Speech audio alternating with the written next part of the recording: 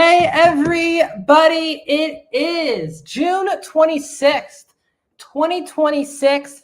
It is a brand new episode of Not So Young Lions here on bodyslam.net's social media pages. We're currently live right now on Facebook, YouTube, Twitch, Twitter, Patreon, all of the above. We're live currently everywhere right now talking about AEW, New Japan Pro Wrestling, CMLL, and Stardom's Forbidden Door pay-per-view today, which is taking place this Sunday night at the SAP Center in San Jose, the home of the San Jose Sharks. That is happening at 7 o'clock for the buy-in, 8 o'clock for the main show. Because we are exclusively a New Japan show, that is kind of the big thing right now. So we're going to go through each match, give our preview, predictions, thoughts. We'll give you some more. If you're new to the podcast, welcome. This is Not So Young Lions. We are a New Japan Pro Wrestling exclusive podcast. So we're going to have some very unique discussions about some of the usage of some of the New Japan talent on the show, what the booking means, or maybe our lack of or disappointment, our excitement for the show as a New Japan podcast perspective. This should be a really fun broadcast also because we're doing the full review on Sunday night for you guys for Body Slam as well. But Blackhawk, how you doing on this Friday here? I'm doing all right. It's been a long week, but it's finally come to an end, and we've got Forbidden Door at the very, very end of it. So very excited for this. Dedicate this match to Joe Deering. Yes. Yeah, rest in peace, Joe Deering. Gone way too soon. Way too soon. But yeah, we've got a good weekend ahead of us. So I'm very, very excited for it. Yeah, this has had a very weird and also Moxley, welcome back in as always, our most dedicated fan to our podcast over the last year. It's been a weird buildup, I would say, because I think a lot of people have felt, and including me, underwhelmed of the concept of Forbidden Door anymore. When this first started, when it was just New Japan AEW, it really did feel like a very big deal. They would have, Ospreay, who's at New Japan. They have Okada and Jay White, and Tanahashi would be wrestling. And there really was a lot of New Japan versus AEW flavor. I think Tanahashi Moxley was the main event of the first show. Even CM Punk was wrestling Satoshi Kojima on a Forbidden Door show. They were very much AEW versus New Japan shows. But really, since 2024-ish, a lot of the marquee matches on these shows have mostly become AEW versus AEW. And look, the three biggest matches on the show are AEW versus AEW. I still think the card looks really good. There is some New Japan involvement. We're going to break down each match, our thoughts, booking, predictions, all of that. But I guess, what are your thoughts on the Forbidden Door idea? Do you still think this has weight to it? Do you think this should continue? Or if so, what is something that you wish? Because we've been saying all year that this should be a big deal because they were getting all these wrestlers before the G1. So they could have really picked any of, especially New Japan-wise, New Japan talent. But what are your thoughts, I guess, Blackhawk, on all of this? I think Forbidden Door has the most potential out of every event that AEW and New Japan kind of do or correlate on. I think there's a lot of potential, especially adding in Stardom and CMLL. Yeah. But it doesn't seem like they're planning to do anything with this potential. I feel like this has the potential every year to be the best show of the year. And then we get to it and it's just, yeah. The card looks good. I'm very excited for it. I think it's gonna be a great show. Yeah. But this isn't a Forbidden Door. This isn't one company versus another. This is AEW and friends, which is a little frustrating, especially with the time. Last year, I get it. They booked Forbidden Door right in the midst of the G1. Yeah. You don't really have a ton of talent to spare. Yes. I completely get. Yeah. But this year it was put in a really good spot, Yep. Right before the G1 starts. You've got to get these guys over to the States already ahead of time. And I understand you've got Road 2 shows and Tiger Mask retirement and everything before the G1 starts. So some of those guys are going to have to go back. But you could spend some time building the G1, building Forbidden Door. You know, Kenny Omega and Zack Sabre Jr. have done probably the most work as far as building a Forbidden Door match outside of Mark Briscoe and MJF. And that's a 8-on-8 cage match. Is that correct? 6-on-6. 6-on-6 cage match.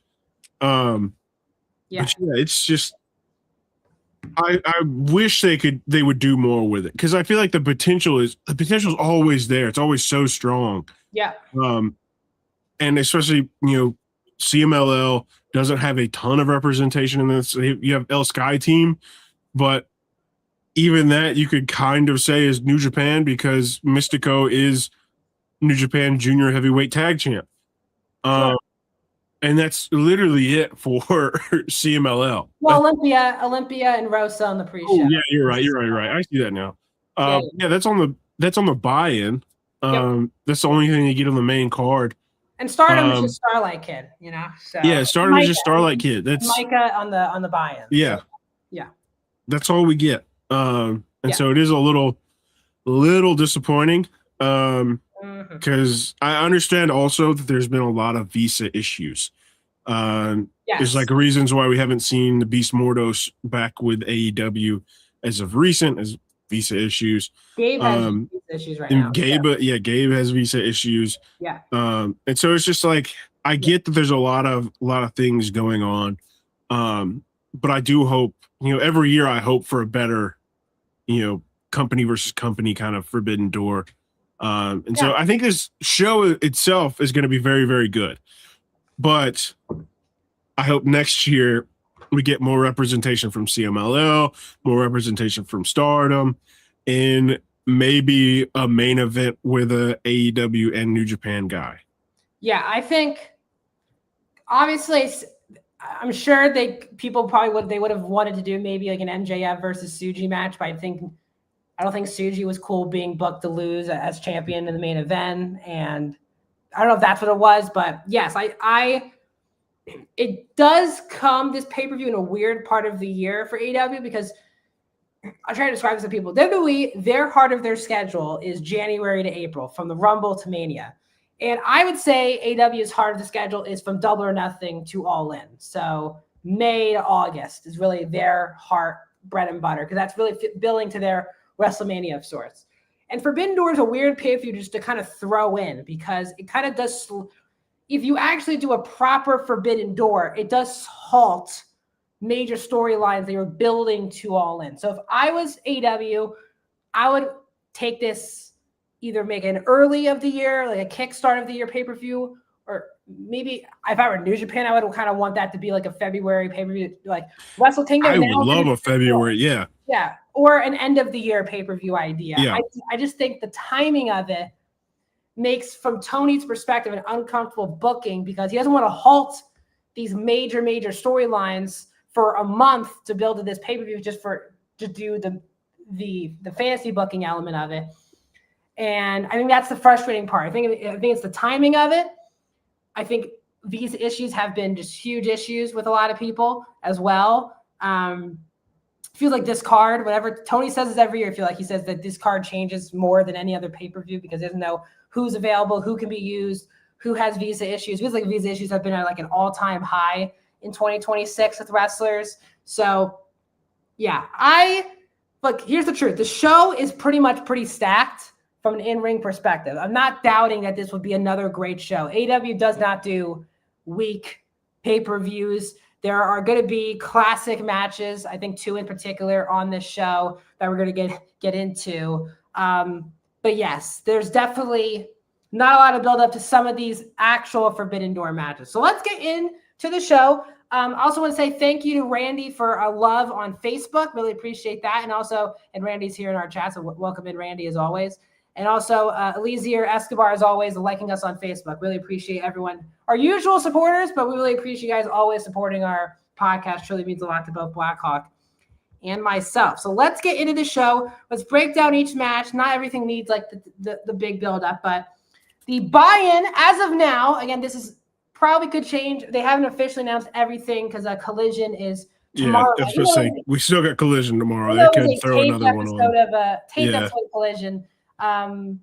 It was revealed, I think it was today or yesterday, we're getting Sky Blue versus Micah of Stardom in the final Survival of the Fittest qualifying match. Again, if you guys are not familiar, this Wednesday will be the Survival of the Fittest match, which is, if you're not familiar with Ring of Honor, it's basically a 6-person elimination match. And that will be for the new, to crown a new TBS championship after Willow suffered that injury. So Sky Blue versus Micah. This gets you an AEW versus Stardom match. What are your thoughts, I guess, on them doing this, especially on the buy-in here?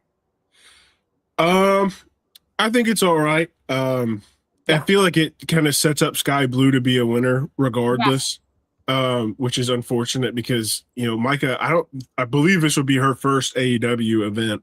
Yeah. And so they probably won't have her come back Wednesday to do just one match and then send her back to Stardom.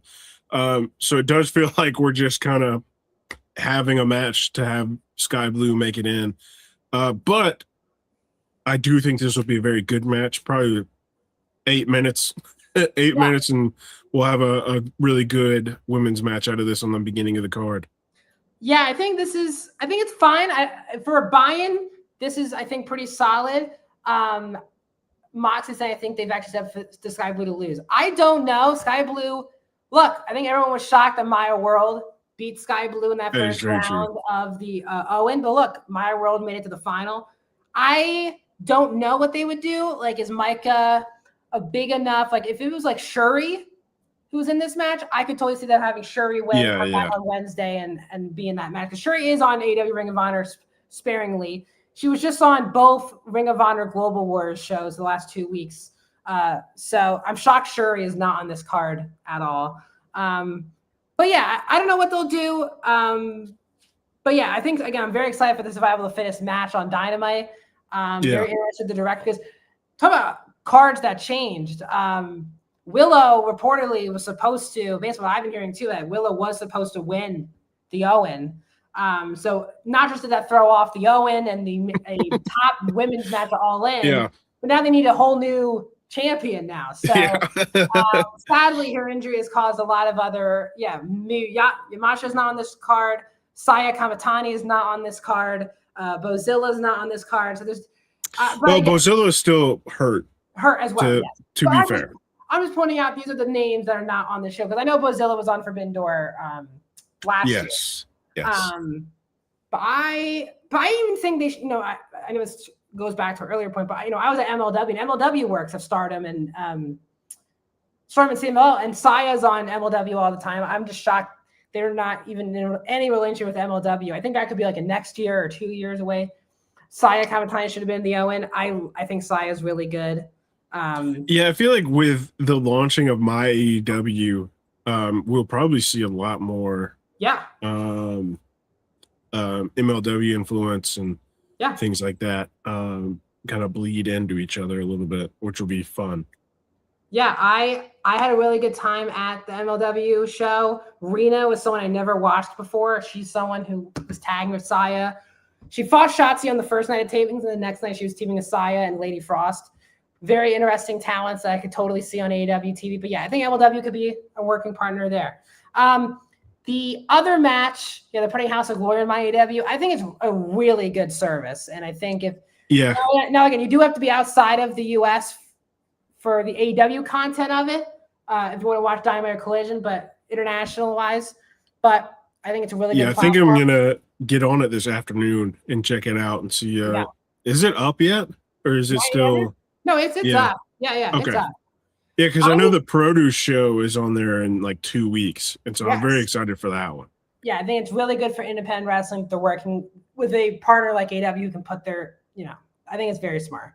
The final match as of now, I think they'll probably add one more or two more pre-show matches, but Divine Division versus Thunder Rosa and Olympia for the tag team championships AEW is desperately keeping Divine Dominion and Brawling Birds away from each other until the build up to All In at this point. They have another month where they can't really be doing anything together before they have to go to All In.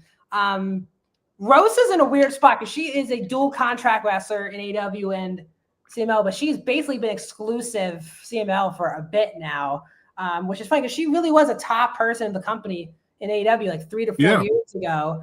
But she got injured multiple times as well, but she's now been working majorly in Mexico. Olympia is one that you've used for Ring of Honor over the last year or two. But this is just a Divine Dominion win, but it's a good win again. Get CML talent on the show and gives Divine Dominion another win in this title reign. Wow. Yeah, I completely agree. I don't think it'll be a squash match like they've had in the past. I think they'll actually go a little bit of a distance, but because you can't have Thunder Rosa, a former champion in the former AEW Women's Champion, in a squash match kind of like that. And Olympia also would probably want to look strong with a name like Olympia. I don't think this is a 5-minute challenge. I do not. Yeah, this is definitely not a 5-minute challenge type match. But I think it'll be very good. But we will also see Divine Dominion come out on top. Yes. Let's move on. And guys, this is just going to be a preview. If you guys have any thoughts, like I've been doing with Moxley's comments, you can comment away and I'll pull your comments up and give us your predictions as well for these matches. Now, we are a New Japan show. We're going to talk about AEW stuff because we do all the pojos for AEW, so we're also experts, as they say. Cope and Cage versus the Dogs for the AEW Tag Team Championships. Again, this is another situation where we're trying to hold off Cope and Cage for the big match at All In, which I assume at least will involve Cope and Cage, FTR, and the Young Bucks at All In. Could include a possible New Day or Motor City Machine Gun signing, but that's, I think, the trajectory for them. I'm pretty happy.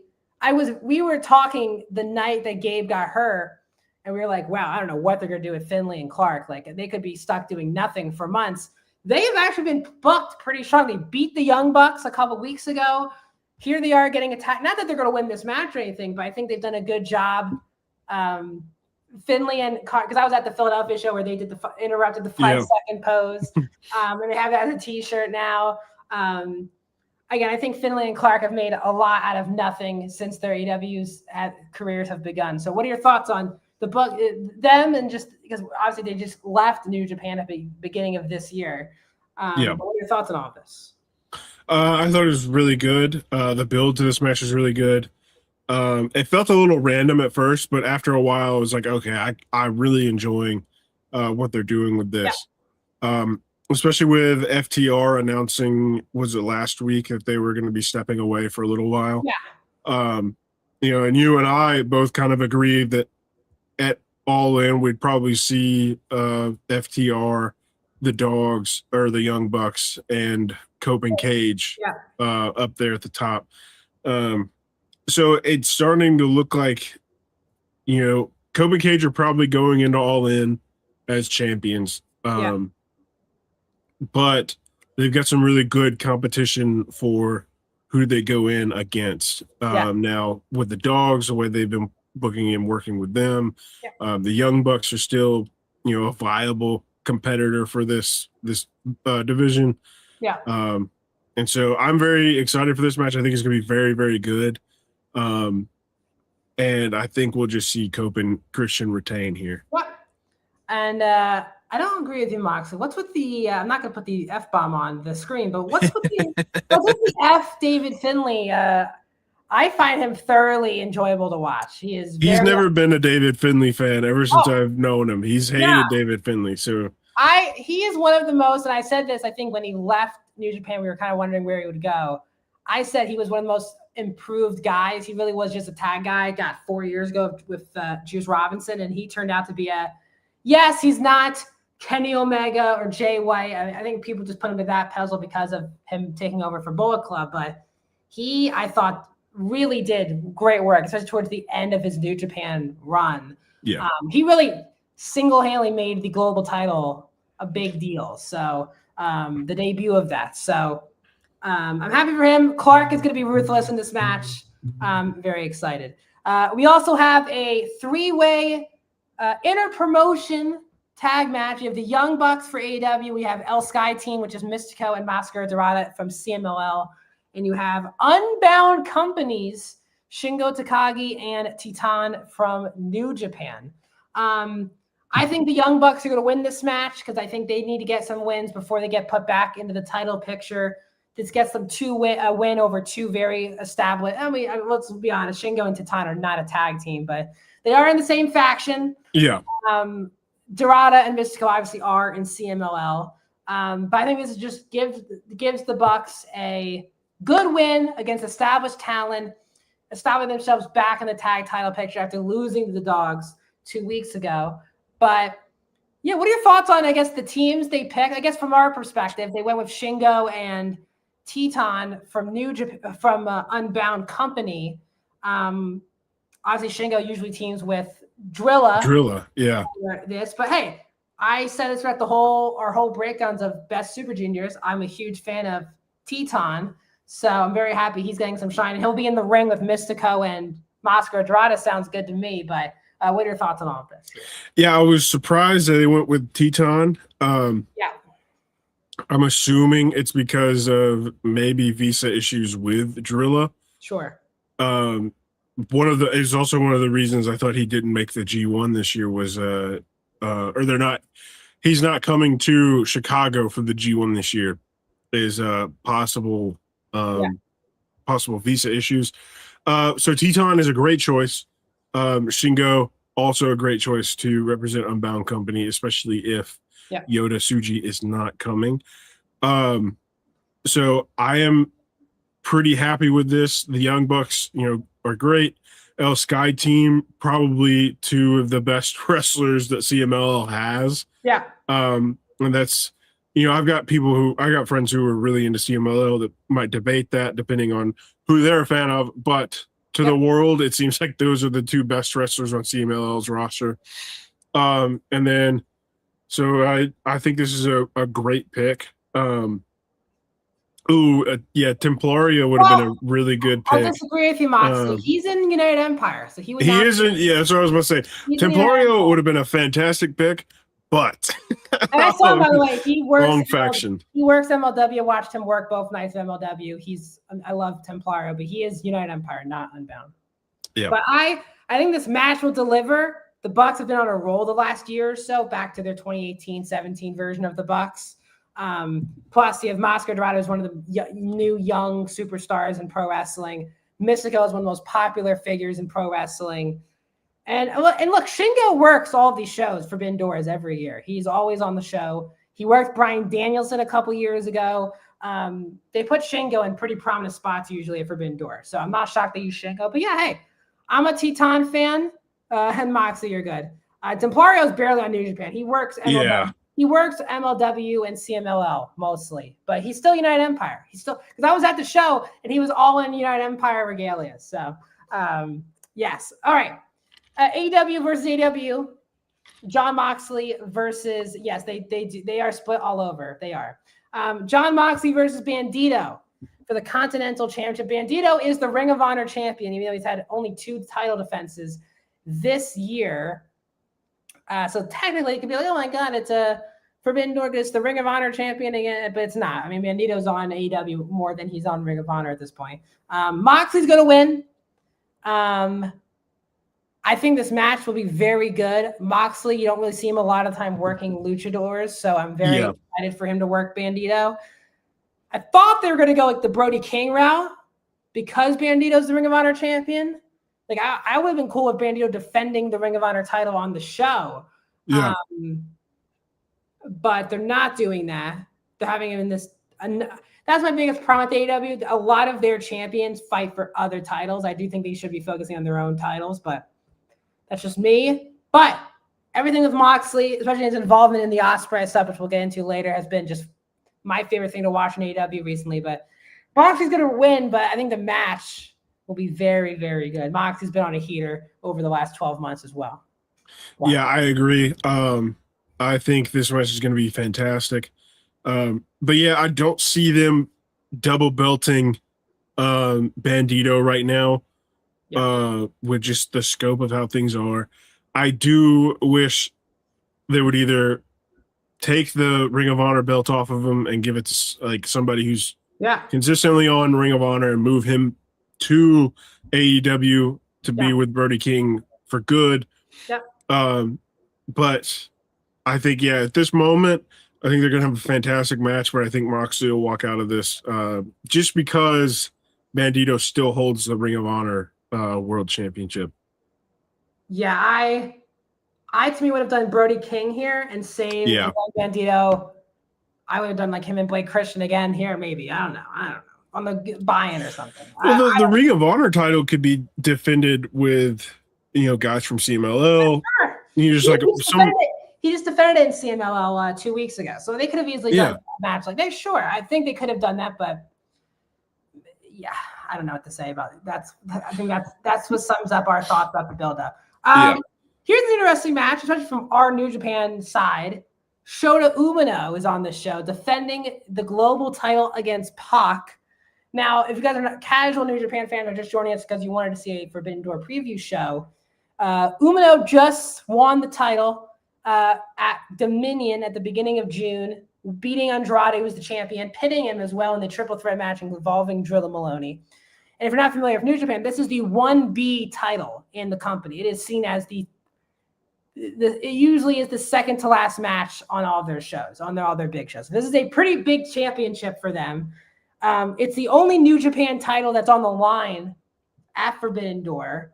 Now, again, Shota is another person they use every Forbidden Door. He has a very good relationship with Moxley and the Death Riders. He always has worked with them for years. So I actually think that's the story, putting him against a Death Rider. And maybe we get some growth, and Moxley maybe shows him more like you really grew up, Shota, or something during the show. Shota is winning this match. This will be a New Japan over AEW win.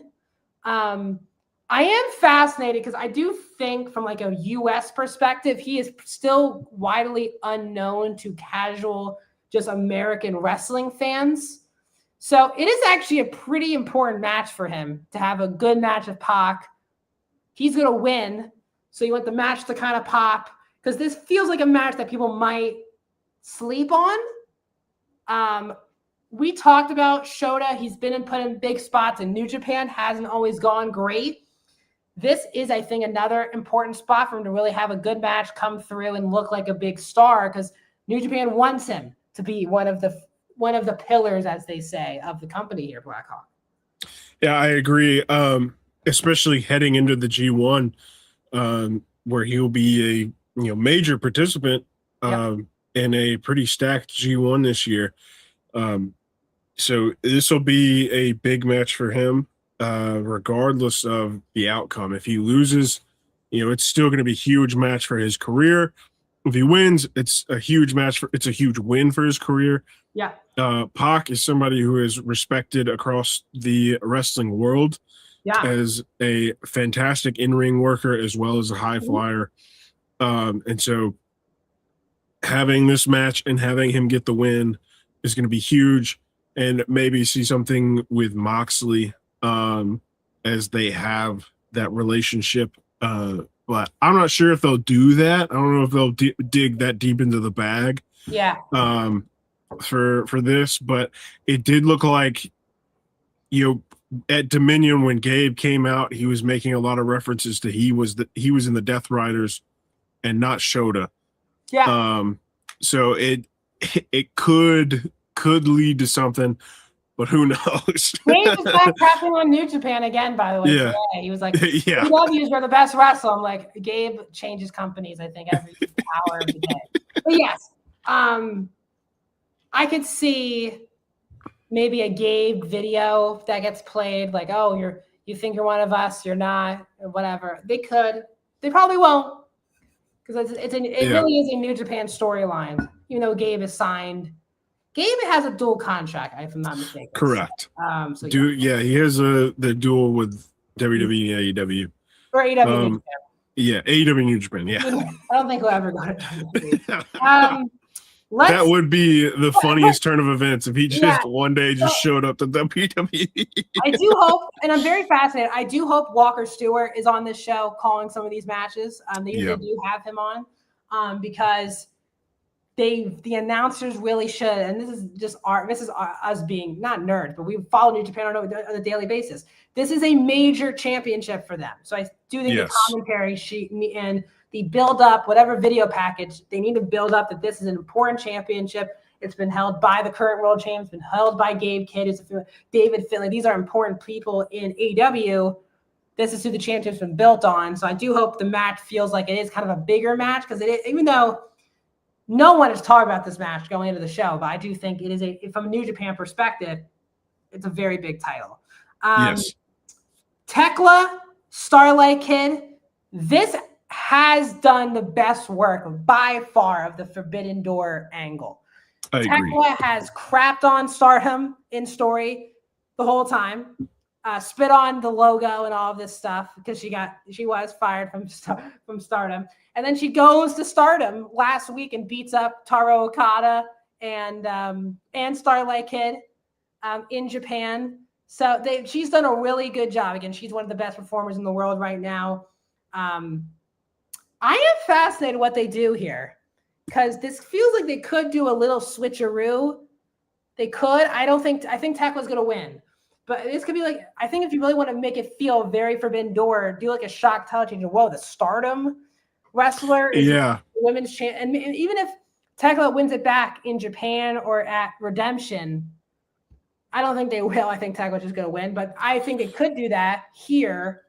But I respect how much time Tekla especially been putting into this really does feel like a Forbidden Door angle story, Blackhawk. I feel like if she is going to drop the title in a shock factor, this is the time to do it. Sure. Because Stardom is kind of over their hump of their major shows for the year. So they don't necessarily have a break or anything coming up, but it could, Starlight could defend the AEW World Championship on some of these Stardom shows. Sure. And bring it back to AEW to be defended there. It could set up for Mercedes Moné and Starlight Kid in Japan. Yeah. So who really knows? But yeah, I feel like the safest option is definitely let Tekla walk out of here as champion. Yeah. But I think the most fun option would be to let Starlight Kid get the upset victory here. Yeah. And look, she's a very big star in Stardom. She's 24 years old. I'm definitely a fan of Starlight Kid. So I'm excited for American audiences to get it. But yeah, I think Tekla is – Tony Khan did say this week that she is one of the 4 pillars right now of the company. I think he values how big of a star Tekla has become. And Tekla's going to be in a big match, I think, even if she's not the world champion at Forbidden Door, I think they're still going to put her in a big spot. Oh, for sure. Let's break down Kenny Omega and Zack Sabre Jr. This obviously has classic red all over it. The last time they wrestled was the 2018 G1, if I'm not mistaken. Because I don't think it was 2019 because AEW was around then. So I think it was 2018 G1. So 8 years. Very excited. Zack has gotten wins on Dynamite and Collision the last couple of weeks. He beat Adam Priest on Collision on Saturday. Beat Jack Perry on Dynamite. God, is he good at wrestling, obviously. But we know we're going to be watching at least 10 more Zack matches in the next month in a row. This match is to get Kenny Omega to be back in the world title run because I think we all know that we believe Omega will win the world title at Redemption so he can face Will Ospreay for the world title at All In. So I think this is a really good way to do the Forbidden Door angle. Plus, it gives Kenny an important win because while Zack, from a New Japan perspective, is nowhere near the top of the card right now on New Japan. From a casual fan perspective in the States, he is a huge star that works in Japan. So he still comes off as a very big deal to American audiences. So this will seem like a very big win for Kenny. Zack has not been, as I complained about a lot, he's basically just been a tag or trio wrestler this whole so far. But I am insanely pumped for this match. They have wrestled great matches before, but I think Kenny, a lot of people have been taking Kenny for granted. I think Kenny is ready to hit the next gear, knowing he's going to get a world title match, probably a win, and then be in the main event of Wembley. So I'm excited to see Kenny begin this journey of going on a bit of a run here. Blackhawk. Yeah, I'm pretty excited for this one too. I really enjoy Zack Sabre Jr. singles matches. We have not gotten a lot of those this year, No. so it'll be good. And then against Kenny makes it even better. So I'm very much looking forward to this. I think it'll be a very, very, very good match. But yeah, I think this is big for Kenny moving forward in his career. Just like you mentioned, ZSJ is not at the top of the card for New Japan, but he's still a very, very notable name. Yeah. And so a win over ZSJ would not that Kenny needs it, but in his pursuit of the AEW championship right now would give him a good little boost to for some momentum towards that. Yes. I am all for this. I'm really happy for Zach that he's been getting these singles wins. He's going to get this match with Kenny, and then he'll be in the G1. So he'll be all singles guy for the next 2 months, which is great. I am fascinated if Zach will be used at All In, because it is in England. I'm not sure if he's booked for that big Rev Pro show the night before, but Zach has been used for All In because he was using, I think, both Casino Gauntlets at Wembley when they've done them. So wouldn't be shocked if this is not the last time we see Zach in AEW this year, with it being in England.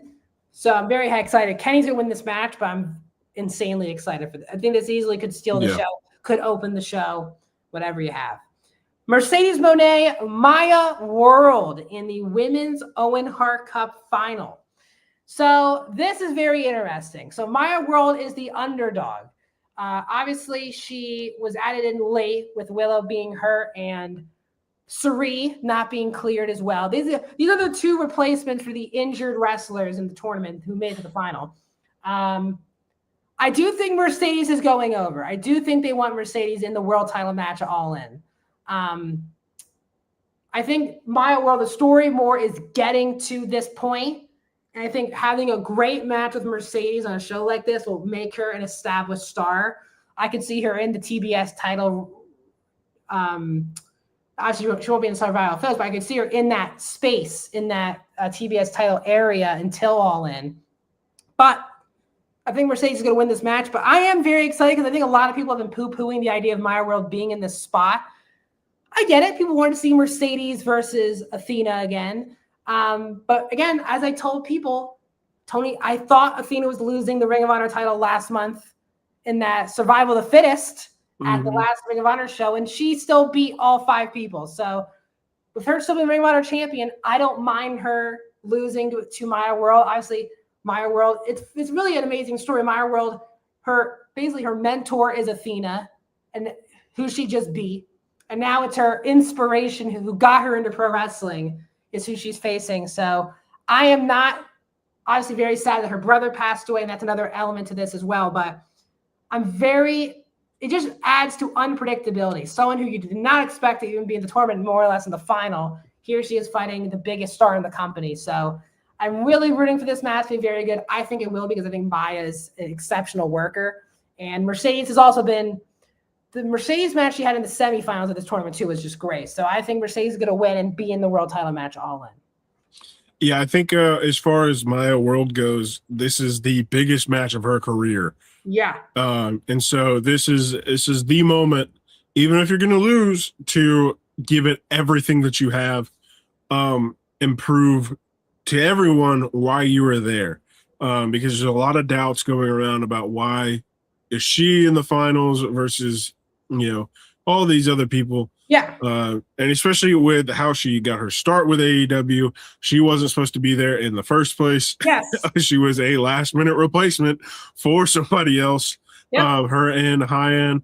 And so she's making the most out of every opportunity she's been given, which is fantastic for her. I'm very happy for her about that, and very happy for her that she's in this moment here. But I do believe Mercedes is going to win. But this is a huge defining match for Maya World. And I agree. I do think she needs to be in that TBS title scene very soon. And there's no offense to her. She's still very young, but she's also still very new. She hasn't quite had that establishment that a lot of the women at the top of the card have had. So, be challenging for the AEW Women's Championship at something like All In. And so maybe next year, maybe the year after that, we could be seeing her, if not as women's champion, challenging for it at this big event. I agree. Ospreay Swerve. I think we all know Ospreay is winning. I was at Forbidden Door in Long Island 2 years ago when Ospreay and Swerve last wrestled, which was the main event of Forbidden Door. That was for the world title. Swerve won. And Ospreay was the one who said, I'm putting over Swerve. It's not my time to win the world title. The story, obviously, is Ospreay being that kid in England, finally getting a chance to win the world title at All In. Predictable wrestling, by the way, guys, is good. If it's good, it's good. Not everything needs to be an unpredictable thing. I think it's great. Truth is, Ospreay and Swerve do change. They have magic together, very close friends. This would probably be easily the best match on this show. I'm not doubting how good this will be. High expectations. Ospreay's going to win, but I am insanely pumped for this match, Blackhawk. Yeah, I agree. Ospreay is going to win. We all know TK loves a hometown pop. Yes. And so we expect to have Ospreay in the main event of All In. But yeah, I think this match could be potentially match of the night. I also think, we have not Brody King, John Moxley and Bandito could sneak in there and really get that one. And Shota Uno and Pac could easily, all three of these could easily take match of the night. Sure. But I think this is the front runner to do it. Yeah. So I'm very excited for it. Very excited. I think Kenny and Zach as well. True. Yeah. As we break it down and look at it, I'm like, okay, this card is actually very, very good. Yes, it's a great card. Main event as of now is the steel cage match, which is Team Briscoe, Team MJF. Now, this I thought was the match. If we were to do 6 people against 6 people, you easily could have added in some New Japan CMLL talent to this. And you could say, whoa, Konosuke Takeshita is a New Japan. No, he's not. Okay. I love Takeshita. Yes, he does do a lot of New Japan dates. He works AEW way more than New Japan. Okay. He's seen as a New Japan guy. Just as Andrade is, And if you ask people in New Japan, some people still see him as a DDT guy. Yeah, exactly. Which is crazy. So a lot of people just don't see him as, even though he's been the heavyweight champion, they don't see him as a New Japan guy. He's a current TV champion. Yes, he is a New Japan TV champion, and he is the international champion as well for AEW. Yeah. That's another problem with this match. There are so many championships that are not being defended because they're in this match. You have the trios champions in this match.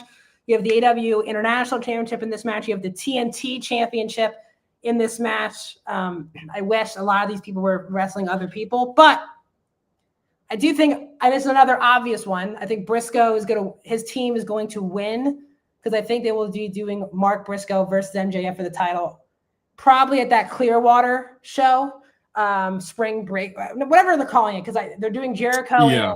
They're doing Jericho and Ciampa at that show. Bash at the Beach, whatever the hell they're calling it. I think they're going to probably do that title match there. MJF beats Briscoe. Then you do Omega Redemption. Then you do Omega.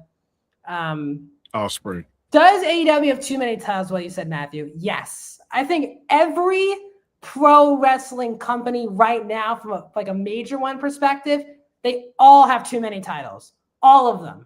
New Japan has too many titles. New Japan, who cares about the never open weight 6-man titles? They're never on the show. And really, think about the never open weight tag team championships or the New Japan Strong Tag Team Championships. How about New Japan Strong titles in general? Who cares about those titles? But yeah, I feel like they could drop one title on the men's side, and it'd what, be AEW? AEW. The AEW National Championship should not exist. I think the Continental and the International should have stayed as one title, not two titles. And look, I complain this all the time. Ring of Honor has too many titles. Women have do we need a TV and a world title? Men and women, there's just way too many championships. And that's when you get to a point, right, Matthew, with this match, TNT champion, international champion, New Japan TV champion, trios AEW champions are all in this match who are not defending their titles on the show. Like, I would love to see Kevin Knight wrestle someone from CMLL or New Japan, or the trios championship. Yeah, people have been asking for Kevin Knight versus Kushida forever. Yeah. This would have been the best time to do that. Yeah, I would have done Okada versus Uemura, or Okada versus a younger upcoming star for New Japan that Okada can, but they didn't do. They kind of all squished all these people in this match. And I think WWE has too many titles. I think AEW has too many titles. I think New Japan, I think MLW created a new title recently. Don't want that. TNA is creating another mid-card women's title. Like, the last thing any of these companies need is more championships. So that's how I feel. I know Blackhawk agrees. We talk about never open weight 6-man titles, which are like Will Ospreay, first of all, is also a champion of, is not defending them on the show with Okada and Hanara. So yes, but with all my complaining, and there's definitely, and Matthew also answering that he found it unnecessary to have titles named after television networks. I actually think that's smart. Like, if I was AEW, I personally like TNT and TBS championships. My problem with that is I think those titles should be exclusively to those shows. Like, if sometimes the TBS title is defended on Collision, I'm like, why? It's a TBS title defended on TBS, but they never do that exclusive thing. But from a marketing perspective, and I don't mind it. From a marketing perspective, it's genius because you can just show the championship on a commercial. And you've got a TNT commercial, you've got an AEW commercial, and you've gotten one of your wrestlers, more screen time. It's simple. Yes. But yeah, I think Briscoe's team's gonna win. I can totally see even Briscoe pinning Max. Or it does seem like the story here is Andrade really wants this damn title shot. He keeps getting screwed over by Max, and Max even hit him by accident on Wednesday. So I can totally see Andrade. I think the finish will be Briscoe pinning either Andrade or Max to get this title match. I have a feeling that Andrade will turn here. He'll be babyface very soon. Yeah. I don't know if he'll turn babyface necessarily, but he'll definitely turn on MJF and probably cost him the match. I don't know how he does it, or if he just kind of gets out of the cage and leaves. Yes. But yeah, I do believe that Max will get turned on by Andrade, and they've been setting it up perfectly for it. So it's not going to be a super shock, but it'll be very fun to watch. I am excited for the show. I was to finish your thing, but as much as I'm complaining, once the show starts, I'm probably gonna be pretty locked in. I still have my point, but it still can be a very good show at that. But there are definitely some issues. I do think if they're going to continue to run this pay-per-view for years to come, they got to put more effort into not just the other companies, but just making it feel like a forbidden door pay-per-view. Again, these final 3 matches on the show are probably going to be the Owen Hart matches and then the main event of the steel cage, which are non-forbidden door matches. So, but if you liked our preview show, first of all, thanks for all the support. We got a lot of great support today, a lot of likes, a lot of hearts, a lot of comments today. So we appreciate all of that. But please join us early Monday morning, as I say, because it will be past midnight when Blackhawk and I get on the air, because we'll be doing the full AEW Forbidden Door review. We'll just do what we did today, except break down the matches. Just won't be a part of the Not So Young Lions show, but it'll be a full AEW Forbidden Door review across all of the Bias Stand networks. So please follow us on Twitter, Twitch, Facebook, YouTube, TikTok. It'll be on all of those platforms for you guys. Blackhawk, where can people find you? You can find me at Blackhawk Walker on all platforms other than Instagram. It's the Blackhawk Walker. You can find me also at Patreon. I do show ratings for, I've been doing AEW pretty consistently. I'm also going back and watching all of AEW from the very start. I'm doing WCW the same way, and we'll start Ring of Honor very soon. Doing that. So I'm very excited for that. I have it scheduled on my planner. And once the G1 kicks off, because I will be going to Chicago for G1. Yeah, very excited for that. Once I get back from that, everything will kind of really start kicking off and getting into a groove with the show ratings and all the old stuff. So be on the lookout for that. It'll be posted on all of my socials as well. So if you are interested, make sure to follow me at Blackhawk Walker. Appreciate that as always. Please find me at Twitter. You can see there, Dinenberg Max. Instagram is Max Dinenberg. Please follow us on TikTok and Instagram, because that's where you'll see my highs and lows. I do it every single day of the week. That includes tonight, even though I've already seen or been told what happened on SmackDown. I'll be doing my highs and lows. I saw a lot of what happened already on Tuesday, so I'm not fully watching the show tonight because I've already basically seen the show, but I'll still be giving my highs and lows around 11 o'clock Eastern, as well as my highs and lows for Collision will be out tomorrow. And also, tomorrow is Night of Champions for WWE at 1 o'clock. So I'm hoping, I think it should be 4 o'clock Eastern. I'll be live here, back on the same platform, giving you my full review, just me, my full review for Night of Champions. A lot of things are going to go down at that show that could piss me off. So it could be a very ranty show. I've already told Warren, my friend, like if Jey Uso beats Obafemi and Seth Rollins beats Braun Breaker on the same show, if Braun Breaker and Obafemi lose big matches on this show, I don't know mentally how I'll be for this post show. So maybe you can root for that to happen, so then you can see how my brain works on the post show, because I could be a total freaking mess when I talk to you guys. But we'll see. So please join me for a really fun review of that. I'm going to make it as fun as possible tomorrow for Night of Champions. Blackhawk and I do every AEW pay-per-view review. So not just are we doing Forbidden Door this month, we'll be doing Redemption next month, All In August. So we're going to be on a roll here. And always also, our podcast is every single Friday, Not So Young Lions. We break down all things New Japan Pro Wrestling every single Friday from 6 to 7 p.m. Eastern Standard Time. Next week, if something big happens New Japan-wise, we'll talk about it from this show, but mostly we're just going to be doing some G1 preview shows, because it is the week before the G1 officially starts next week, because a week from today is July 3rd. So we'll be a week away or so. Matthew, thanks for joining us on YouTube. Yes, thank you, Matthew. Really, really appreciate it. And everyone else who joined us, Moxley, Matthew, Elysier, who am I missing? Randy, everyone who always joins us, thank you guys so much. And we'll see you guys in another video very soon.